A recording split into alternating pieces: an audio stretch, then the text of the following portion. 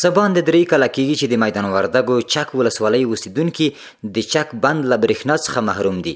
که څه هم څو ځله د دغه بند د بیا رغېدو ګنګوسې خپرې شوي دي، خو لا هم تر څراغ لاندې تیاره ده. د یادې ولسوالۍ قومي مشرانو، سپینګیرو او علماو یو ځل بیا د ولایت له والي سره په لیدنه کې د دغه بند د بیا رغېدو غوښتنه وکړه. چې زموږ د فابریکې کارونه تقریبا 80% شوي دي، 40% کار یې پاتې دی، چې دا د ولس لپاره یوه غټه نفع ده. تقریبا د 15 کاله کېږي چې دا فابریکه جوړه ده، مګر اوس په دغه رژیم کې تر اوسه پورې خرابه ده. د اوبو ډنډ پورته شوی دی، کاسه یې ډکه ده، ماشینونه یې په مخ کې وایستل شول د جمهوریت په وخت کې. هغه هلته کباړ پراته دي په یوه کور کې. د ملي ځای دی، د بند ځای دی، د سپینګیریو زړه پې سوځي. هغه پیشنی حالت د بند د هوټل چې ور په یاد شي، بس چې کېناستو ویر کړو، زړه ورته خورو چې خدای به دا شرایط راولي چې موږ ته به بیرته دغه بند اولادو ته هم د ولس هم بیرته په موږ رقم جوړ شي.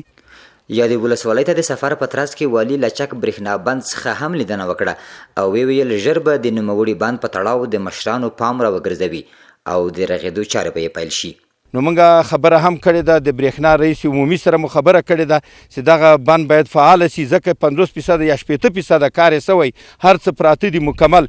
نو صرف دومره سي چې په دې باندې اقدام وشي او اقدام ته انشاءالله د موږ مشران هم شایقین دي. موږ خپل هم په دې باندې کوشش کوو چې دا خبره تر خپل وزارت ته د برېښنا پورې ورسو، حتی تر مشرتابه پورې دا خبره ورسو، تر څو د میدان وردګ ولایت د دغه غټ نعمت نه چې برېښنا او برق ده برخمن شي. چک ولسوالۍ کې عمده درې ستونزې دي.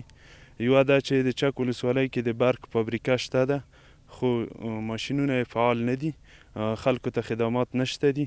او دوم قدم کې چک ولسوالۍ کې یو غټ بند دی چې دغه بند کاسه ډکه شوې ده او د هغو دغه رسوبات نه دي پاک شوي، سیلابونه کېرغلي دي، ځکه چک ولسوالۍ یوه غرنۍ ساحه ده.